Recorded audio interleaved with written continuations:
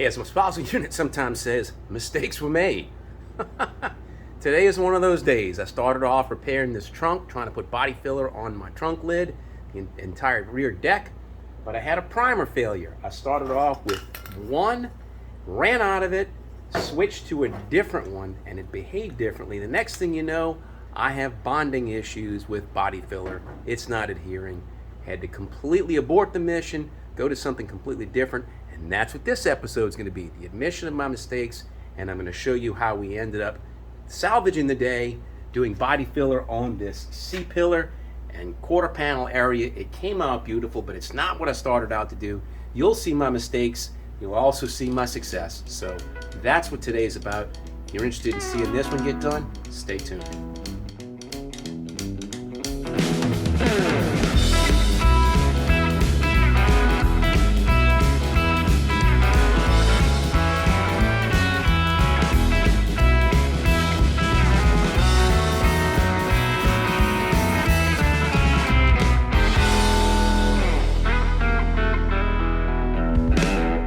Welcome back to Restoring Christine. My name is Bill. This 56 Bel Air behind me, her name is Christine. This channel is Restoring Christine.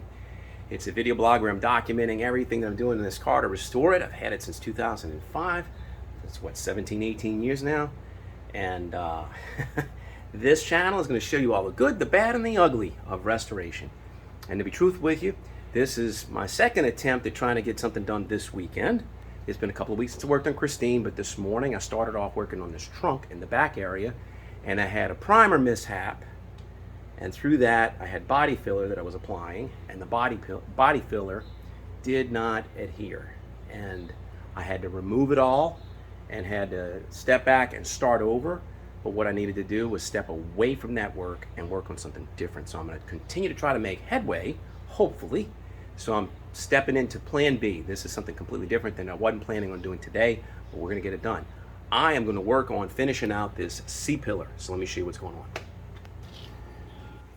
All right, one of the repairs that I made on Christine that I'm most proud of is this rear C-pillar package tray area. This is a very complicated thing to make. I've got a great video on doing that. It's episode number 24, where I repaired all this, and it is it's a lot of detail work. Then later on, I repaired this windowsill, and I had to completely rebuild and make a new one of these, and that's episode 42. So those are two good episodes to check out to see how the metal work went in this area. But now what I'm going to do is I'm going to go ahead with body filler. We're going to go ahead and get this shaped in. It's got a little bit of roughness from where the welds are, even though a lot of this lives underneath stainless steel on this Bel Air model. I'm going to go ahead and do the body work on this. The first thing I'm going to do is I'm going to rough this up. Then I'm going to mix up some body filler and come in and do a lot of detail work, a little detail filling, detail sanding. So here we go. All right, so I got it sanded. I just hit it with a little bit of 80 grit just to knock the gloss off of it, the sheen. That's an epoxy primer that's underneath this. It's an epoxy metal etching primer. It's a hot day today, so I'm using Rubroa Maxi Fill. And it's a hot day, so I did not put a whole lot of hardener in it. But what I want to do is I want to just get a little coat on all of this area. I've got a video out there, episode number 62, I think it is. It's either 62 or 64. I'll put a link up here in the top left.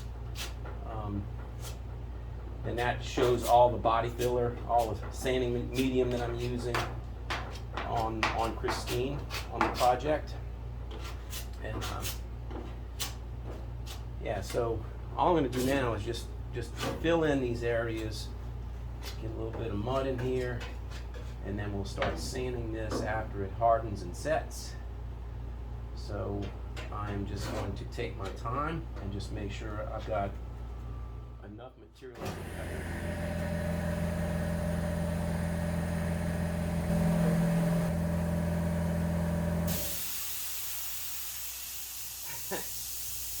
All right, excuse me, we were rudely interrupted by my compressor. And if you're interested in what kind of compressor I've got, it's a Quincy single stage 60-gallon compressor. I've got a whole episode on that as well. And I'll put a link to that up here since it decided to be heard, spoken and heard. So, like I said maybe at the intro of this video, I am trying to make up for a a bad start to my day. I started working on the trunk lid in the rear tail panel area and lost several hours because I put fill material on top of primer that it didn't bond to. And then as I was sanding it, it all started coming unglued. And that is not, not a pleasant thing to experience. So, but we'll get over it. I'll deal with that next week. I'm gonna figure out what I need to do with the primer, make some adjustments in my method and timing, and then yeah, just I guess that'll be next weekend's episode instead of this weekend's. So I'm just trying to flood this and get this laid down, and it is very hot outside. I can see that this is still saying it's staying pliable, but I'm starting to run out of. It's gonna start hardening. Now I've got a 6-inch metal knife. I've got a 3-inch or 2-inch metal knife, and then I've got this plastic knife that I've carved. It's a Bondo knife. This used to be a 6-inch wide, this much, and I've carved it so that it's in the shape of a curve, so I can do stuff like this. Yeah. So sometimes you just got to get into a groove here. Now it's starting to tack. Yeah, I'm starting to lose it because of the heat. So I'm going to have a mess in my hands if I keep fooling with it. But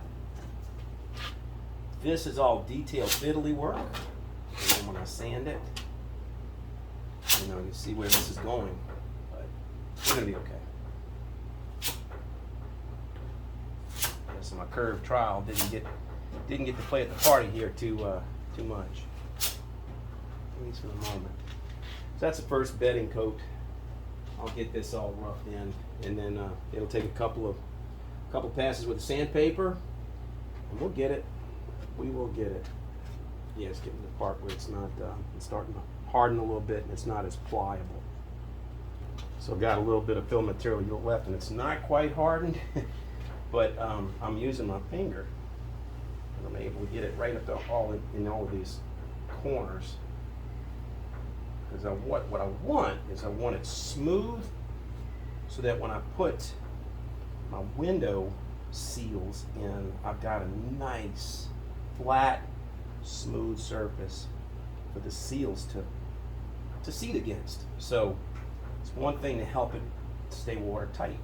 I don't know if it's necessary, but it's what I'm doing. So I'm using nitrile gloves. You can get these in a box of 50 or 100, whatever it is, from Harbor Freight for about 30 cents. I don't know what's, they're super cheap. And like $6 maybe a box.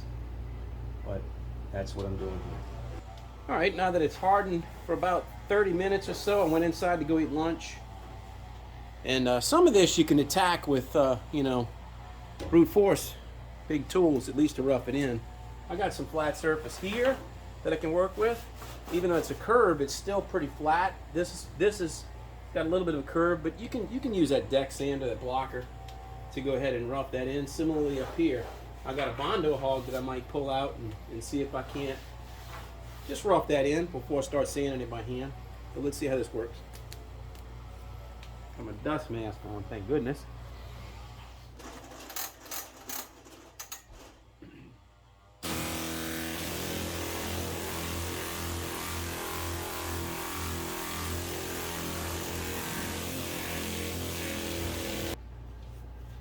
All right, you remember Larry the Cable Guy?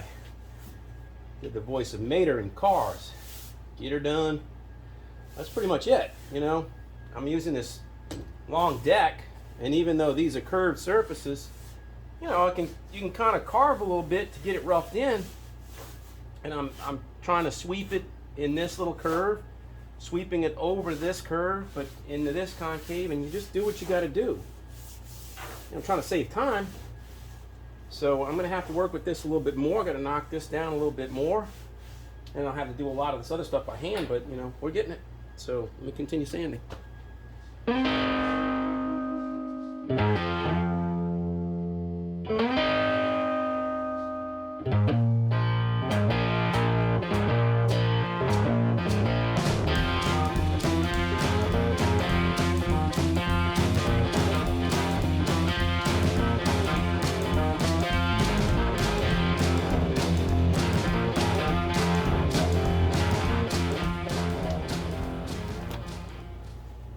one thing I noticed is that I've got some dents up here. I mean, this, I knew I had a patch here, but there's some dents up here. When I was sanding it, I could feel it on the Bondo hog as I was sweeping it. It kind of like bumped. And so I sanded over it, and there's a few little dents here, little dings. High spots I'm going to have to knock down and then fill over. But there's a little dip here, a few high spots here, a little bit of a dip here. So, yeah, I'm going to play with this roof line a little bit more.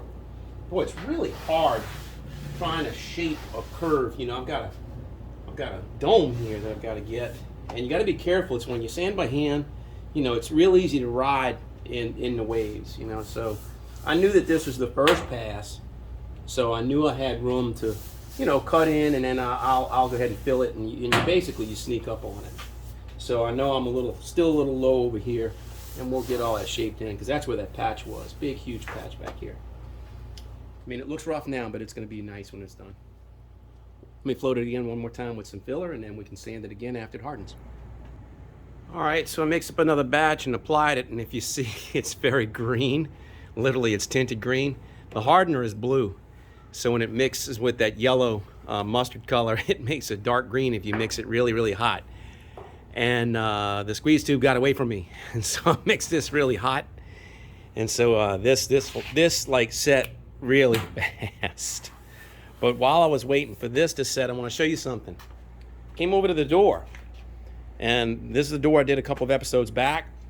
And you know, when you step back and you look at all that body filler. Oh my goodness, you know. And I showed you in the front of one of my episodes how much was on the ground and that I swept up. But check this out. So this is what I'm talking about, man. There's not a lot of fill there when you look. Look how thick that is. Or I should say, look how thin that is. And that's throughout. You know? That's the whole thing. This is probably a little thicker than most, but even that's like millages, you know? It's not much. I think this might be one that's a little thicker than the others, but it's not a lot. But that's what you need to do in order to make this flat. So let me go ahead and when this finishes hardening, I'll go ahead and sand this and be done. Well, not done, but I mean at least done for the next step. So this is still a little bit green. I got a brand new piece of sandpaper. I'm liable to sacrifice it right now. I'm going to do this by hand. But I want to do this while this is green to cut this and see where I'm at.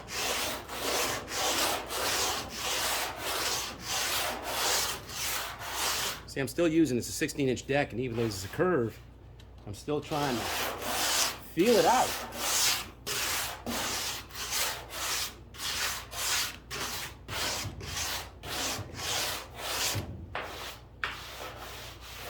You know, it's still going to define the shape. You get a big block and it knocks down things like this, you know, where that was high, and it shows you where it's still low. Even though this is a big curved area, you just have to sweep with it, you know, be smart about it.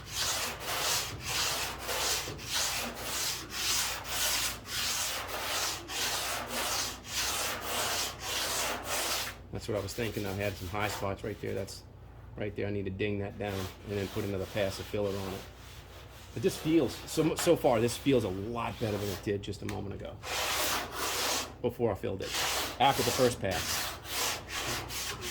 All right, I got another coat out there. I ran out of filler from the can that I was working with, so that's 2 gallons of the Maxi fill that I've used so far, and I've used about 3/4 of a gallon of Maxi Light.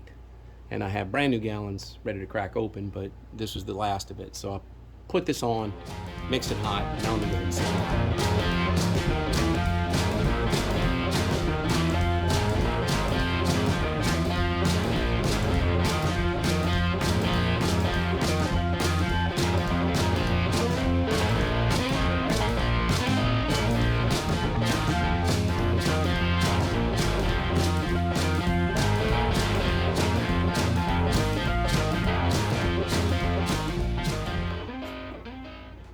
All right, I made a couple of passes on this, sanded it down quite a bit. I've stretched it out.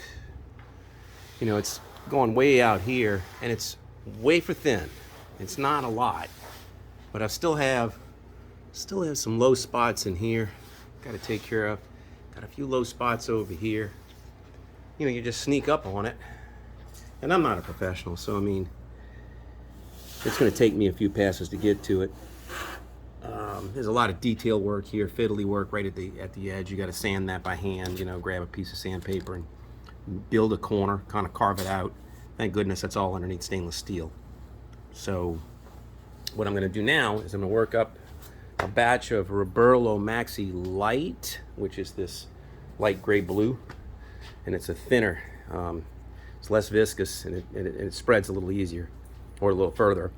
And I'm going to go ahead and put one more pass here, one more pass throughout, and then sand that, and hopefully call this one a day. Oh, it's been a long one.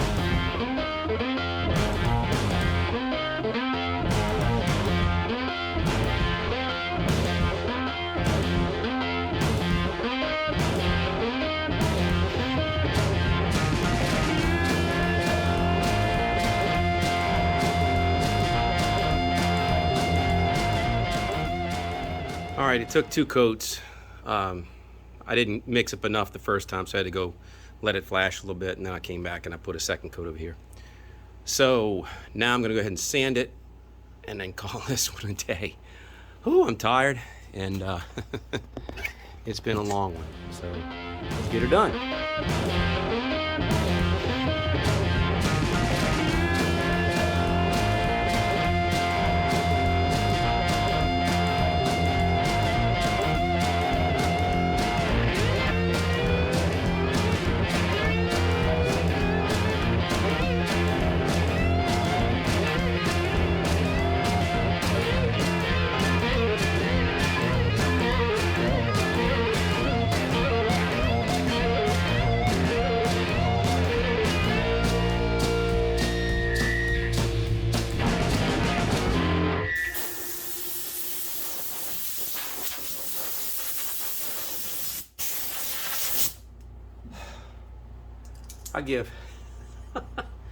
I give, what a day. What a day. All right, let's wrap this up. Let me show you. Let's go back over it. Whew, here it is. Okay. It's got a couple little minor imperfections, a little holiday here. But when you look at it, oh man, that is straight. Look at that. Look at that. Oh man, that looks really good. And then the dome is nice too. It's hard to see how pretty that curve comes out, but there it is. Now, you know, I did this with a 16-inch flat deck, you know, flat block that wants to ride on a point. But as long as you're, you know, as long as you're averaging it and you're kind of going around and around and around, and it'll find a curve. It'll find a curve, and that is pretty. That is pretty. So that's gonna do it. So today did not go like I thought it was gonna go. I originally started in a trunk, and I got bit by, you know, a primer mistake. You know, it's probably my fault. Probably something I did is probably just try to do too much too soon. Impatient, didn't let the primer flash long enough. You know, probably needed to let it flash a whole day. But anyway, that's going to do it for this episode. Next week I'll be back in the trunk, promise you. So I appreciate each of you that watch. If you're liking my videos, please give them a thumbs up. And if you're liking the channel, I'd appreciate a subscription. Until I see you next time, please take care of yourself.